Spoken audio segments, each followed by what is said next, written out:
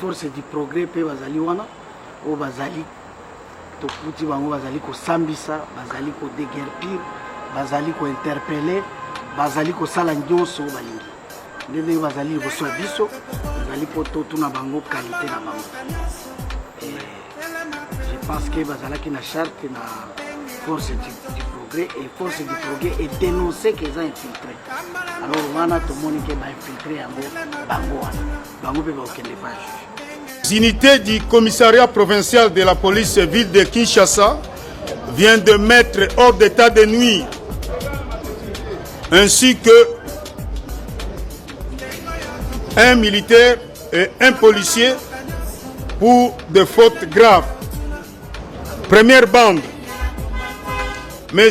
Kalombo Akalombo Kabata Meshak alias Kaba, domicilié sur l'avenue Bangui numéro 6, quartier Massano, dans la commune de Lemba. Mon général, Mutoyo, Aza Kuluna Munene, très réputé dans la commune de Lemba, ici Kavandi.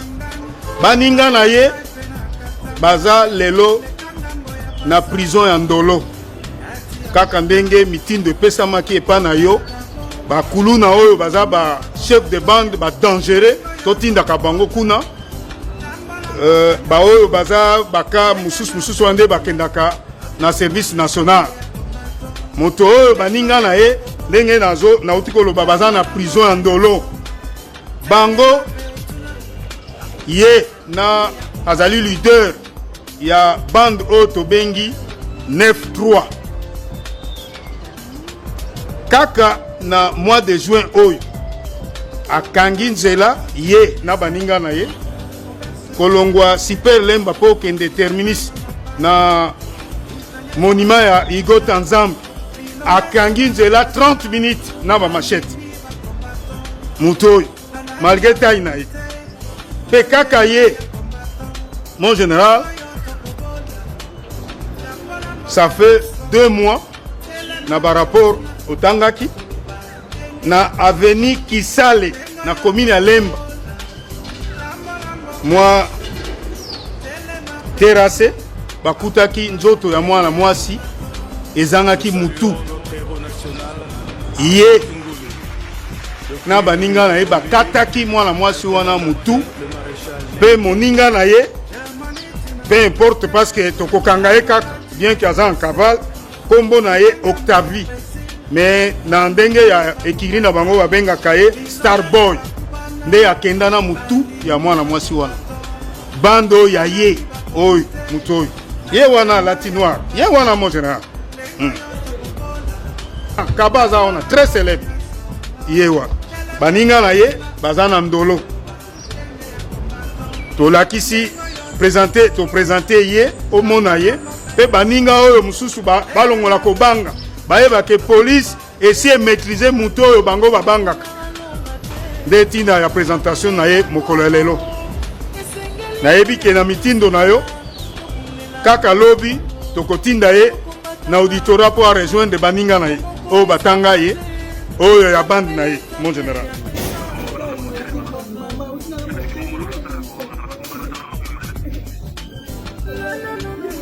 Le grand proxénète Léo.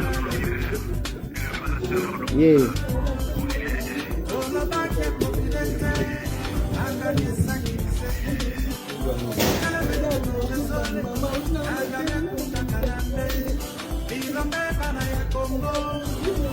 Le grand proxénète Léo.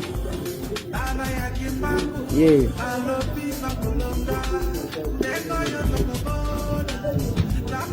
Lolendo te soni kozana policier modèle ngana sengi na l'état la plupart ya ba PCR na police territoriale mususu bokanga bango bocha bango na prison te botinda bango bakende na kanya makasese eza service paramilitaire bakende kolona masango bolongola bango na service oyo botinda bango na kanya makasese recruter des étudiants bochela bango $300 à 400 de base basala musala ya police police ya Peter Kazadi ministre intérieur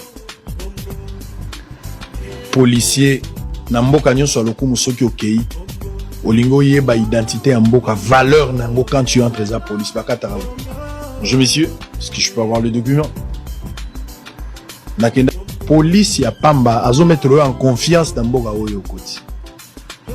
Mais police congolaise oyo biso nyonso tolingi oyo balobi mosala neza ko batela bato na biloko na ye nazoluka pasteur na yebite pasteur acheter lusanga soko se disponibiliser to ya na TV to délivrer PCR ya Congo na molimo ya kosenga sanction nini yo bakopesa bango eko simba etikali ka prière ou bien méthode nini je ne sais pas.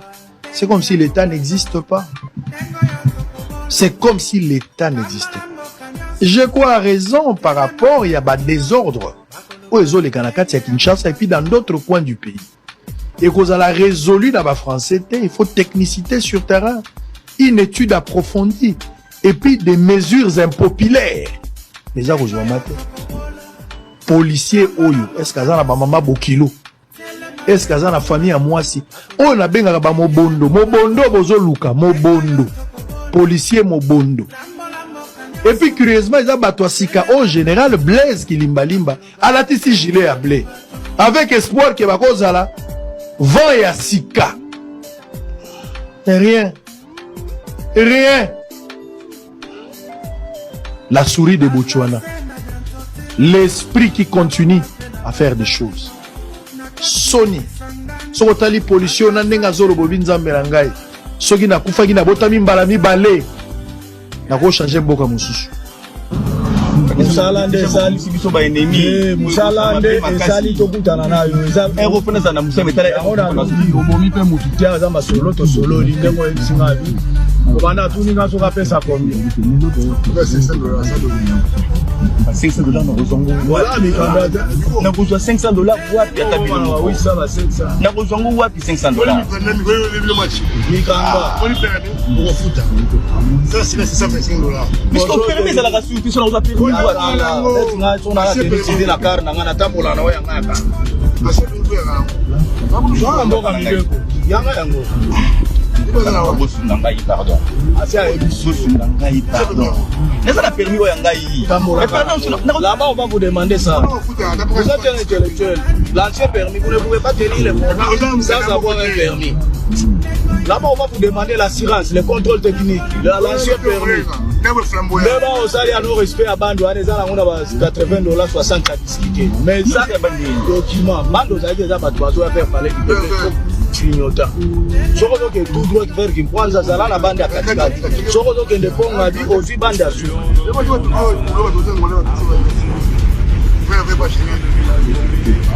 Après ça mbongo to tigaga de mon avis non. Bobo ma le couteau ma clair. Donc pour la réduire nuisance sonore.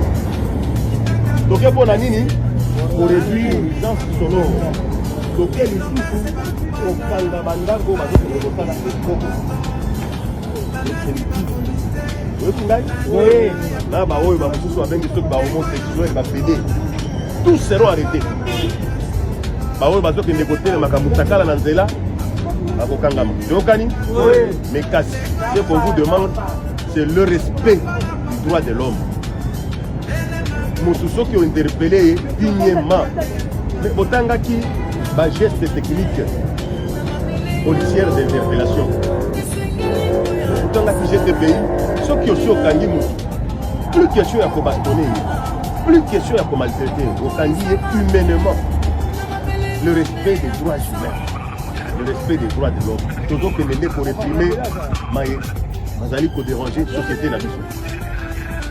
Donc c'est une fille, parce que la côté d'Andako, parce que le côté là est comme nous devons arrêter. Masamboalisation sonore, la croisée là, la donc, comme on a dit, il faut suivre les consignes à commentaire. Surtout que nous avons dit, je ne même pas quitter de nous. Ceux qui m'ont dit, frère, ils ont dit que nous avons dit pour débarquer. Le débarquement, c'est un ordre. Le débarquement, c'est un ordre. Tout comme l'embarquement, c'est un ordre. Ceux qui m'ont dit, comme il n'a pas, les alliés, il y a beaucoup de temps. À quoi il y a il y a vu la question de l'obéni. Boni, Makelele. Pour toi ampli, pour toi pas. La couper ça ordre, pour que soit dans l'ordre.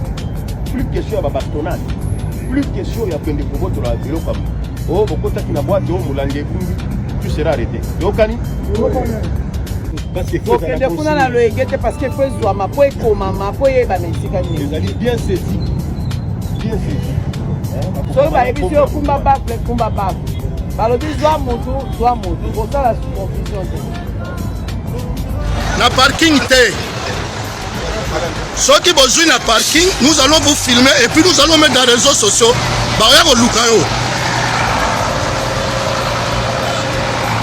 Na parking te, bazara mutu na parking te. Ngala zozwa nde yo, na zozwa yo. Mutu ka bazara na parking te. Ce qui est na parking obozwango soki e futi mbongo te. Soki e futi mbongo te, ozui. Yonde nde yo. Ngade muprazozwa eza nde yo. Tikaye kenero. Ngana zozwa nde ye. Mutu ka eza na parking. Papa tia babilo ka biangala. Na côté palais du peuple, je t'envoie là-bas, la Zoya, de là. Vous êtes la parking.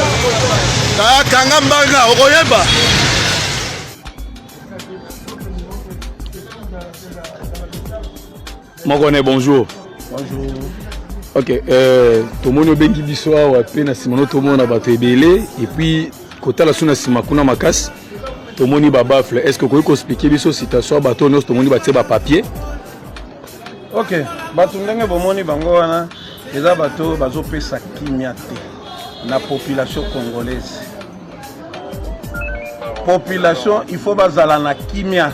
Mission na biso régalienne yango wana ya kobatela bango na biloko na bango. Mais eza na groupe moko ya bateau soi-disant Koulouna,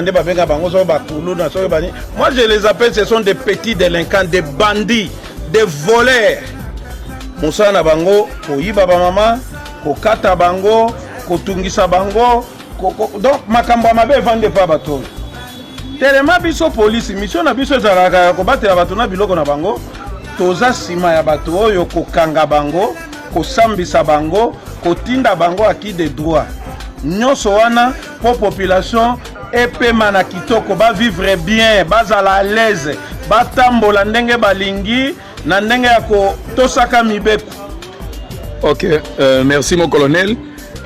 Mais babilongo so ezawa balebe déjà to filmer bango mais bazongaka siko po bazongaka lisusu te sengi nini bato po bazonga lisusu te ezaka bazuzi basunga biso ndenge tokangi bango tutindi bango bake na tribunal e condamné bango basali boloko bato ndenge moni bango wana baza malamu te bavanda na population po à tout moment bakoza pembe na population babandaka kotungisa population place na bango eza boloko il faut bakende kovanda na boloko bakondamné bango bavanda na boloko po population etambola na kimia bavivre na kimia.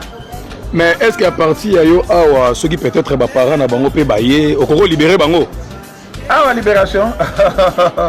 Pas journaliste. Mais on doit na tosa obika. Tosa obika. Oyoka tosa obika. Zaki na bakan luka na basele ba wapi.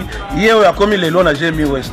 Na to continuer musana nga. Po batu mususu bakanisa ki abanda okanga bakuna pa zaki na kan luka. Batu mususu bakoloba akanga bakuna pa zaki na sele. Nga yeo naza na Jemi West na kan lufungula. Nazo continuer ko kanga bakuluna. Bande konanga ya kan luka. Na bona jo seza juridiction nanga a majorité tala mutu lokola beton na kangi combien de fois mutu azo tungisa kan luka soki kan luka lelo kimi ezate yeyo mutu lokola o bébé cho na kangi combien de fois bato bazo sala bato bazala l'hésité combien de fois na kangi bango 5-6 fois na tidi bango na parquet batiki bango batini na parquet batiki bango. Mais ngana kolemba te au fur et à mesure bakotika misana bango mabete na ko continuer kaka ko kanga bango so bakotika bango etalinga te mais soka sali mabe na ko kanga kaka na kotinda ina paki. Ok, merci mon colonel. On a tout qui pour na bakuluna mais sikoyo ba bafle wana to ebite za concert to ezaka pe église er moka par police. Bafle wana eza concert te. Je crois ministre ya sika ya justice après ça que ba injection par ba chef na biso pour na makambo amusant sonore yango moni toso obika na bato na ye na baelema na ye bakotaki bokila mpo na kolokota oyo ifaki balokota mpo population congolaise bazwa temps ya kolala na butu bato balalaka lisusu te église ebare bato bakobanda miziki depuis 14h 15h jusqu'à l'aube na mboka nini bomona makambo abo ndenge mokonzi apesaki ndingisa ekwei epai ya commissaire provincial akweyisi biso yango biso mpe toza na terrain tokokontinue kotrake bato nyonso bakorespecte makambo ya nuisance sonore te tina suka babafle oyo après kosisa awa na badelinquant oyo na babaf commissariat provincial le reste etalinga te moi j'ai fait mon travail. Ok, merci mon colonel. Merci beaucoup en colonel.